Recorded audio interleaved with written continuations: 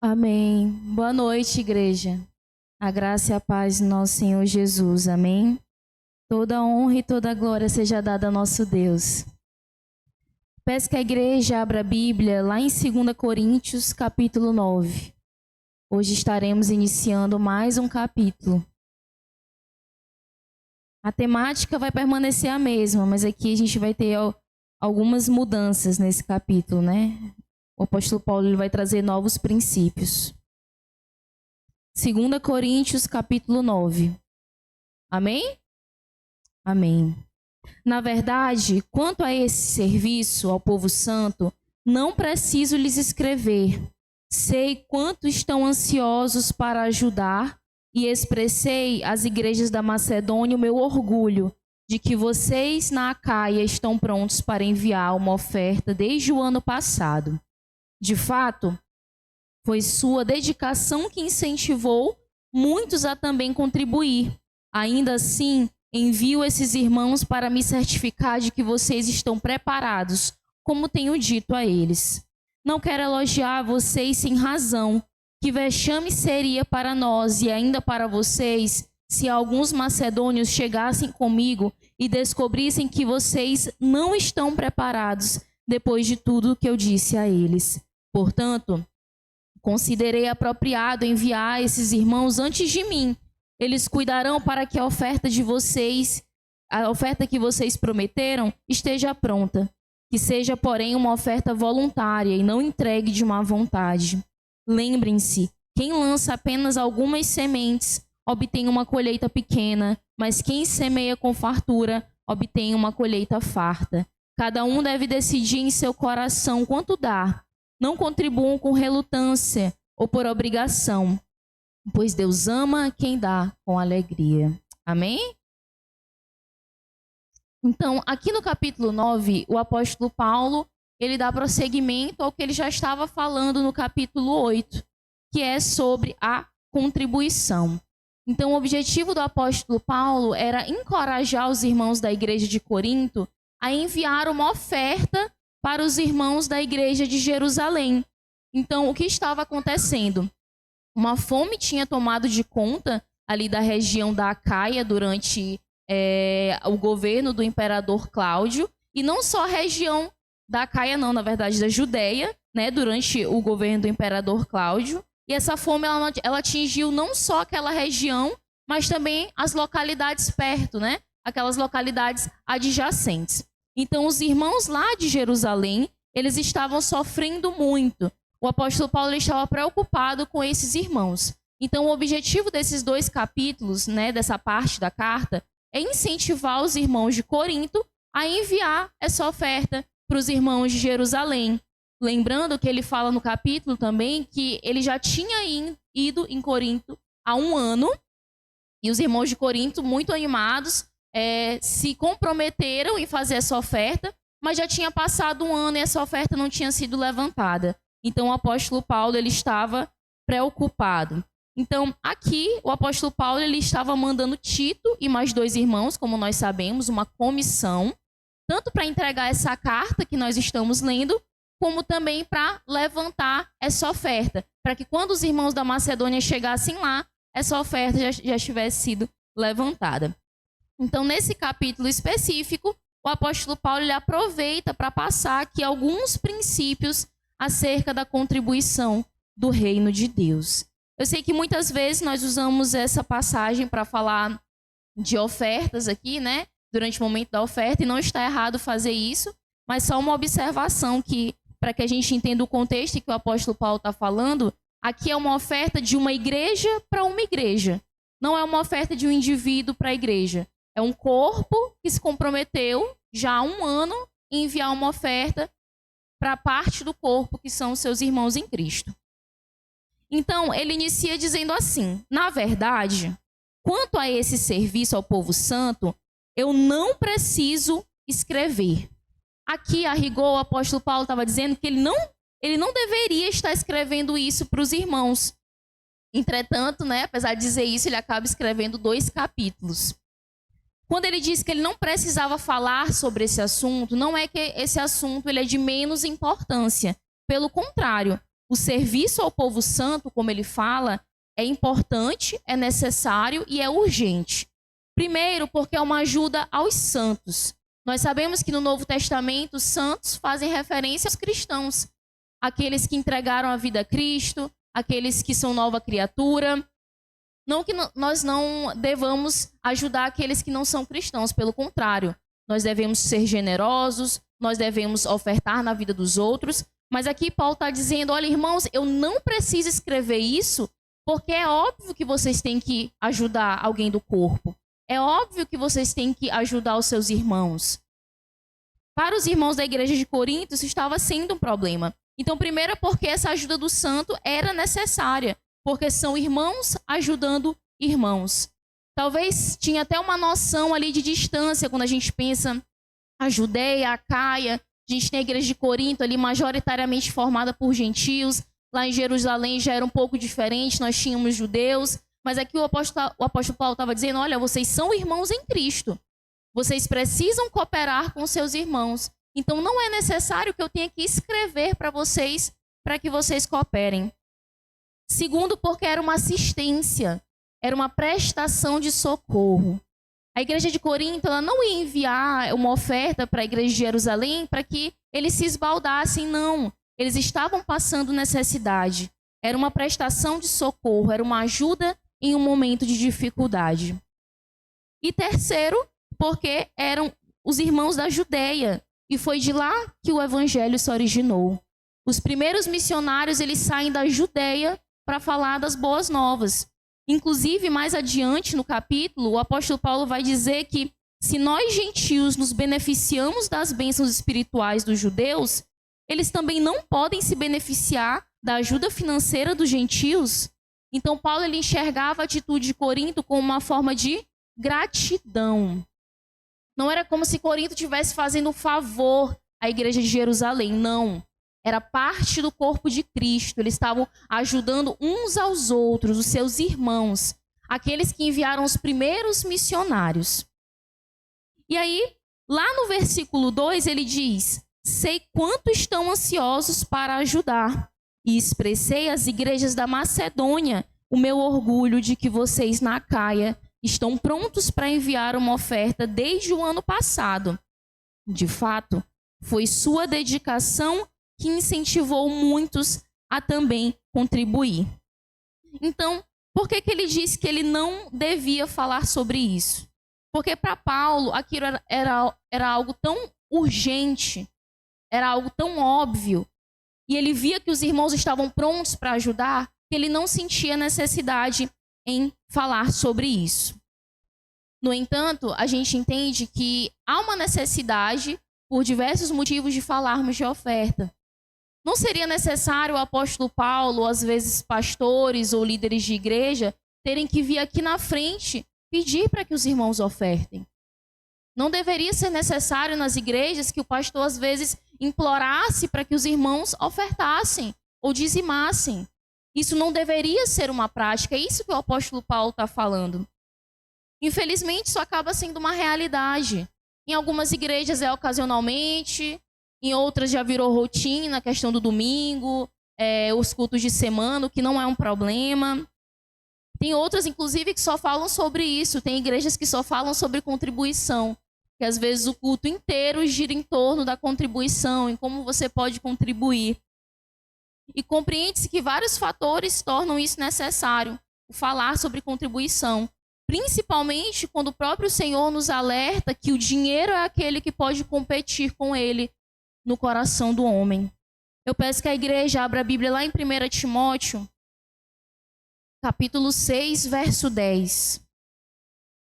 1 Timóteo 6, verso 10.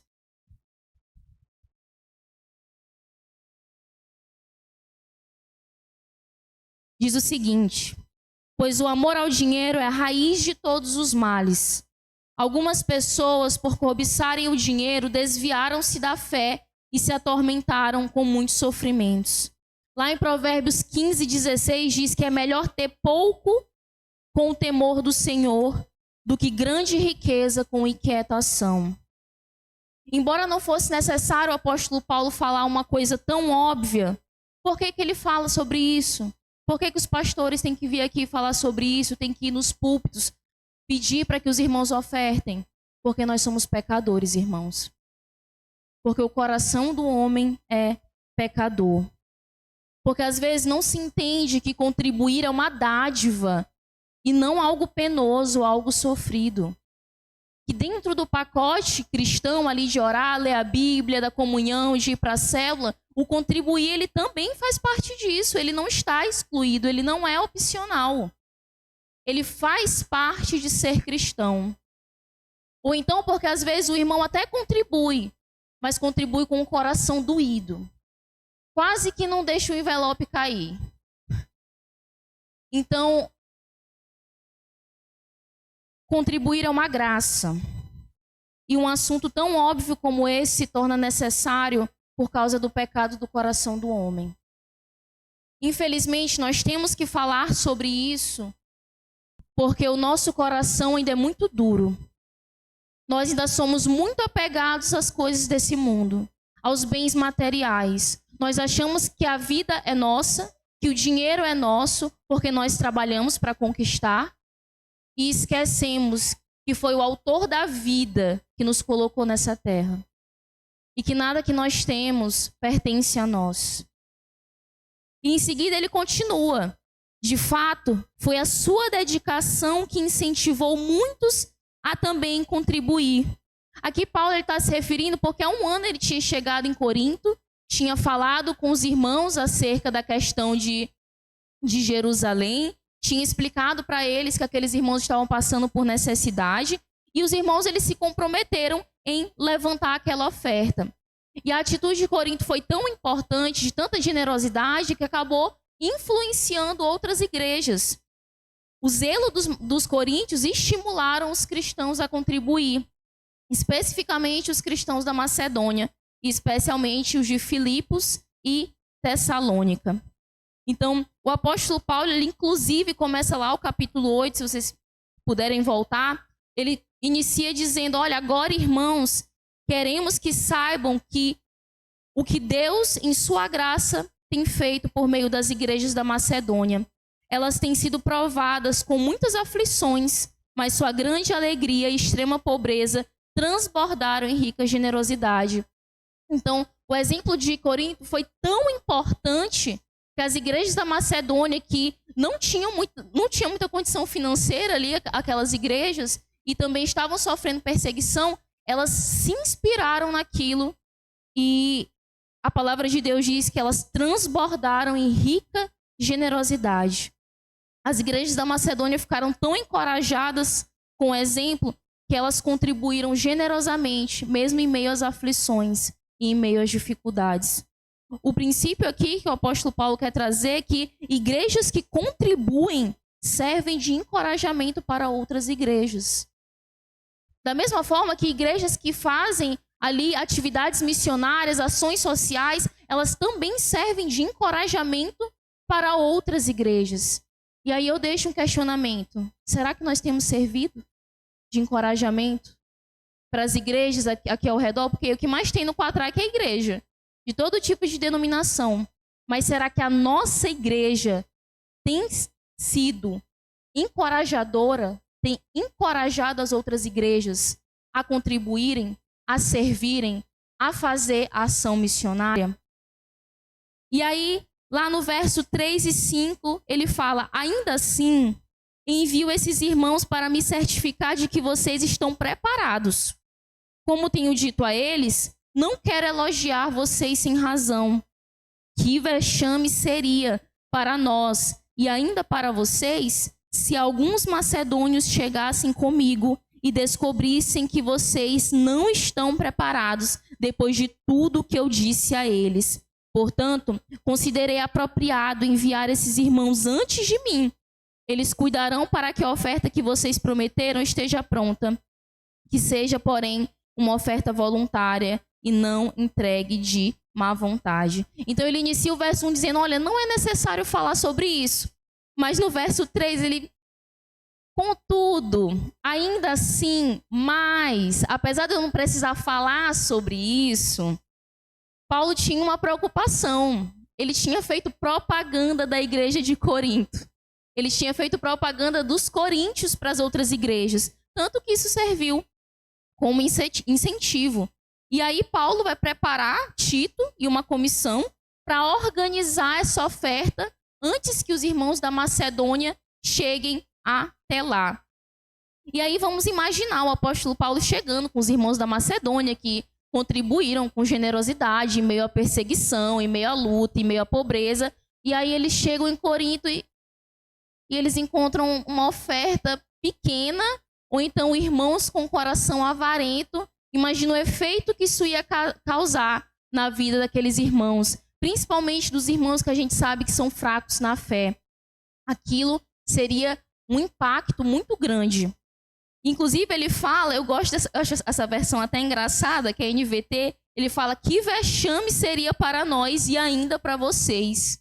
Então, que vergonha seria para o apóstolo Paulo e para os irmãos de Corinto que estavam com aquela reputação de que contribuíam, e aí os irmãos iam chegar lá na igreja, eles iam ver que não é bem assim.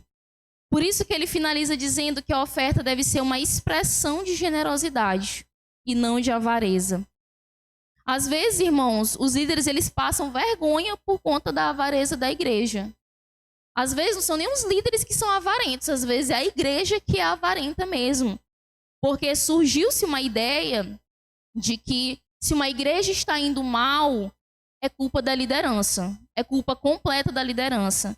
Mas vocês já imaginaram liderança melhor do que a do apóstolo Paulo? O apóstolo Paulo que plantou a igreja de Corinto, cuidou. Inclusive, se a gente for ver as cartas, ele fala até com um apreço maior, com uma preferência maior pelos irmãos de Corinto, com os irmãos coríntios, com uma preferência maior, um cuidado maior. E, em compensação, a igreja de Corinto é a igreja que mais deu trabalho no Novo Testamento. Pense numa igreja problemática, a igreja de Corinto.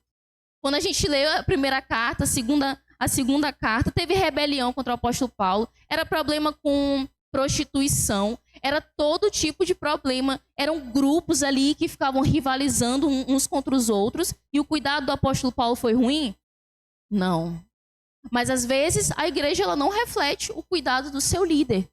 E a igreja de Corinto é um exemplo disso, que apesar de ser rica em dons, ter sido abençoada em dons, a gente vê ali o agir do Espírito Santo, ainda era uma igreja que tinha um coração muito duro. Ainda era uma igreja que tinha dificuldade de lidar com certas coisas, inclusive a contribuição. E aí pode até parecer egoísmo da parte de Paulo. Ele está se preocupando com o que vão dizer dele, o apóstolo Paulo, ele está se preocupando se ele vai passar vergonha. Eu acho que ele não está nem se preocupando com a oferta, não, é só com a reputação dele. Mas a gente precisa lembrar que o apóstolo Paulo, ele era apóstolo de Cristo. E que ele estava lançando os fundamentos básicos da fé cristã aqui, da igreja cristã. Qualquer motivo naquela época servia como forma de duvidar do apóstolo Paulo. Qualquer coisa era motivo para duvidar dele. Nós vimos lá em 1 Coríntios, peço que a igreja abra a Bíblia, lá em 1 Coríntios 9. Coincidência, né? 1 Coríntios 9, verso 1.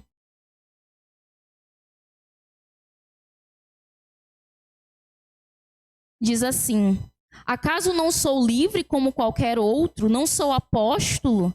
Não vi Jesus, nosso Senhor, com os meus próprios olhos? Não são vocês resultado de meu trabalho no Senhor? Mesmo que outros pensem que eu não sou apóstolo, certamente o sou para vocês. Vocês mesmos são provas de que sou apóstolo do Senhor. Em vários momentos da primeira carta aos Coríntios, o apóstolo Paulo ele tem que defender o apostolado dele. Tem que defender o ministério dele. Agora, imagine o impacto que isso ia ter na credibilidade de Paulo, que estava lançando os fundamentos da fé cristã, na credibilidade do seu ministério, se descobrissem, não é nem se descobrissem, mas se a igreja de Corinto não cumprisse com aquilo que ela tinha prometido. O apóstolo Paulo sairia como mentiroso. Sendo que ele já era acusado de um monte de coisa, que ele não era apóstolo porque ele não tinha convivido com Jesus, que ele não era isso, que ele era aquilo, que ele era gentil, que ele era judeu. Agora, imaginem se o apóstolo Paulo saísse como mentiroso. Então, aqui ele está preocupado com o ministério dele, o ministério que o Senhor concedeu a ele, como ele fala. A vida que ele tinha dedicado de ministério, e não só o apóstolo Paulo seria afetado por isso, mas imaginem Tito. Tito e os seus outros discípulos, como eles seriam afetados se a credibilidade do apóstolo Paulo fosse afetada também. Então ele estava preocupado com o seu apostolado, ele estava preocupado com a divulgação das boas novas, com o trabalho que ele já tinha feito nas igrejas, que de alguma forma isso fosse interferir com aquilo que ele já tinha feito. Então, aquilo afetaria não só a credibilidade de Paulo, mas diretamente o seu ministério, e inclusive a credibilidade da igreja de Corinto. Porque imagina a igreja de Corinto, ali naquele centro, naquela cidade que já era uma cidade adúltera, que já era uma cidade idólatra, se eles tivessem uma reputação de mentirosos. Que cristãos eles iriam ser para aquelas pessoas? Então a preocupação do apóstolo Paulo não era só de enviar a oferta, ele estava preocupado com isso. Mas era de como aquilo iria afetar o ministério, iria afetar a vida daqueles cristãos. E lá no verso 6, ele fala: lembrem-se, quem lança apenas algumas sementes obtém uma colheita pequena, mas quem semeia com fartura obtém uma colheita farta. Então aqui o apóstolo Paulo ele compara a contribuição à colheita, que na época era a forma de subsistência mais conhecida. Então lembrando aqui, o mundo que o apóstolo Paulo estava, né? Ele estava no Antigo Oriente, onde a agricultura era a maneira mais comum de se sobreviver. Todo mundo entendia os princípios básicos ali da agricultura. Então haviam vários campos, normalmente campos de pessoas mais ricas, e as pessoas trabalhavam nesses campos, tinham os diaristas que trabalhavam ali sazonalmente, de temporada em temporada. Então havia um trabalho por semear e havia um trabalho por colher. Era muito comum que isso acontecesse. Inclusive, a gente consegue ver esse tipo de associação tanto no Antigo Testamento quanto no Novo Testamento. Várias vezes se fala do reino de Deus nessa forma de semeadura.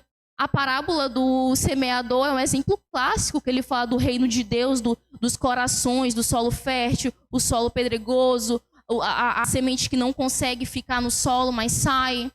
Então, muito se era feito disso. Se usava como exemplo. Então, todos conheciam a lei da semeadura. Se você plantar pouco, você vai colher pouco. Se você plantar muito, você vai colher muito. E essa lei que o apóstolo Paulo está dizendo se aplica tanto no mundo físico quanto no mundo espiritual. O semear aqui é a oferta. A oferta é vista como uma semente, como um investimento. E talvez quando a gente oferte, a gente não consiga nem ver os frutos daquilo. Porque quando eu vou plantar uma árvore, eu vou plantar qualquer coisa, eu não consigo ver o que vem depois. Consigo? Não. Eu vejo a semente, eu vejo a terra, eu vejo a água que eu coloquei, mas eu não vejo o que vem depois. Então, às vezes, a semeadura é isso, é você plantar sem saber o que vem depois. Mas como confiamos em Deus, nós semeamos sem medo. Nós semeamos com coragem. Nós semeamos com o coração grato e aberto a semear. No entanto, esse versículo, normalmente ele é utilizado sozinho, isolado, por aquelas igrejas que eu não vou mencionar os nomes, mas que vivem de sugar o recurso dos seus fiéis. Que vivem de sugar os irmãos. Às vezes o irmão entrega a casa, entrega o carro, entrega tudo, porque ele acha que quanto mais ele vai dar, mais Deus vai dar em troca, porque é como se fosse um jogo. Ele dá e Deus devolve. Ele dá e Deus devolve. E por isso, irmãos, é importante a gente lembrar que tudo tem um contexto. Versículo tirado de contexto é um perigo. É extremamente perigoso tirar versículo de contexto. Extremamente perigoso para a igreja, para quem está falando e para quem está ouvindo. Mas aqui, esse versículo, ele pode ser aplicado, quer dizer que esse versículo ele pode ser aplicado só para a igreja de Corinto? Não. Ele pode ser aplicado para a gente. Inclusive, já já a gente vai chegar na parte que o pastor Serginho utilizou e ela pode sim ser aplicada para nós. Mas é importante que a gente entenda que o apóstolo Paulo estava falando de uma oferta de uma igreja inteira para outra igreja. E aí a gente entende por que ele estava falando disso. Por que ele estava sendo tão enfático? Porque já tinha se passado um ano que aquela igreja tinha prometido uma oferta e ela não tinha levantado aquela oferta. Então eu posso usar esse versículo na hora da oferta? Deve. Até porque o problema da avareza não existe só na igreja de Corinto. Mas esse versículo ele não pode ser utilizado sozinho, de forma alguma. Porque logo depois dele vem o 7, que diz que cada um deve decidir em seu coração quanto dá.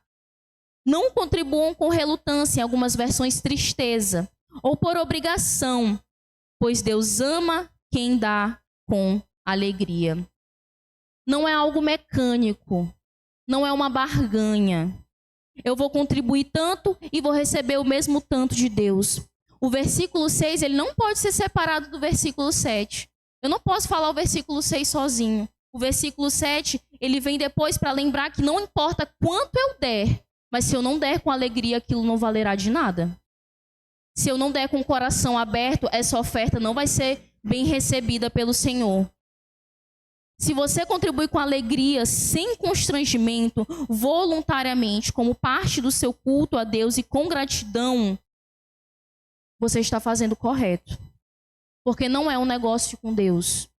A nossa vida cristã ela não é uma barganha. Não é uma troca com o Senhor.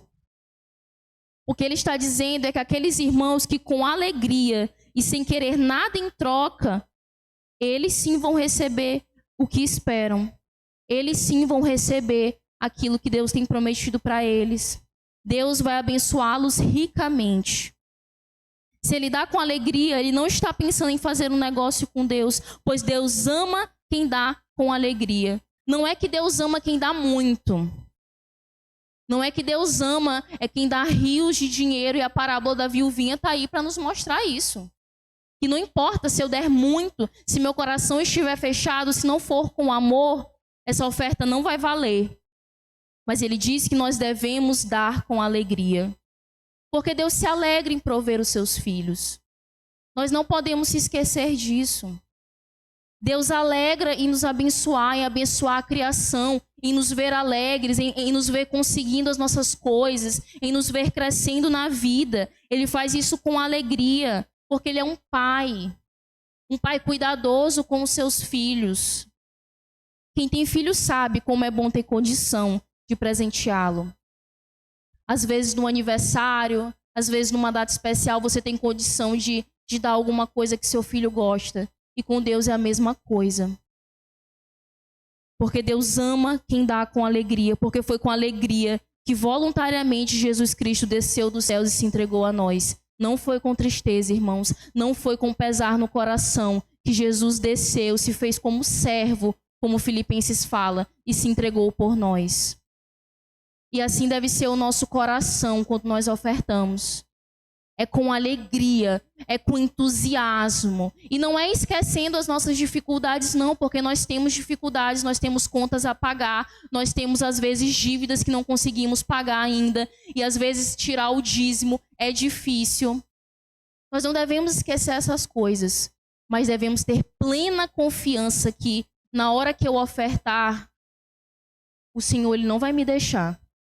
Não vai me deixar passar fome. Não vai me deixar sem abrigo, não vai me deixar sem roupa. E me lembra muito o que Diego falou no domingo passado na escola bíblica, que na hora que eu colocar o pé, eu posso não estar vendo o chão, mas confiança é a certeza que Deus vai colocar o chão mesmo sem eu estar vendo. É a certeza que Deus vai cuidar de mim mesmo sem eu conseguir observar assim, de uma forma material aquele cuidado. É saber que eu tenho uma igreja que pode cuidar. Porque quando um irmão aqui da igreja cuida de nós, não se enganem, irmãos, é Deus cuidando de nós através daquele irmão. Porque Deus se manifesta através desses pequenos cuidados. Por isso que a essência da contribuição dentro da igreja não é a lei, não é a obrigação de fazer. Isso serve para o dízimo também, mas é a alegria. É fazer como expressão de gratidão porque Deus me amou e porque Ele cuida de mim. Por isso eu não posso ficar presa a uma noção de obrigação. Eu preciso estar com o coração disposto quando eu vier ofertar aqui na igreja, quando eu vier ofertar em uma causa missionária, quando eu ver que algum irmão está passando necessidade, e mesmo que eu não tenha a quantia suficiente para ajudar aquele irmão, mas eu ajudar como eu posso, isso é uma forma de oferta, é uma forma de contribuição. Foram só 7 versículos, então é uma exposição um pouco rápida, mas eu queria tirar algumas aplicações práticas daquilo que nós lemos hoje. Primeiro é que, apesar dos abusos cometidos na área da contribuição em algumas igrejas, é preciso pregar sobre o tema. Nós não podemos deixar de pregar sobre contribuição. Nós temos que sempre pregar sobre a oferta. É um tema necessário, é um tema essencial, tanto para esclarecer a mente de alguns irmãos acerca de algumas coisas e até para fortalecer os nossos corações. Porque nem sempre nós vamos querer contribuir com alegria, mas como é bom ouvir uma palavra me dizendo que Deus me ama, que Deus cuida de mim e que Ele quer que eu dê com alegria, isso me motiva. Isso trata o meu coração, uma forma do Senhor tratar o nosso coração. Outra coisa, é importante não só prometer, mas cumprir o que prometeu. Lembremos-nos dos missionários no campo, das obras sociais, do orçamento que a igreja faz, porque a igreja faz um orçamento.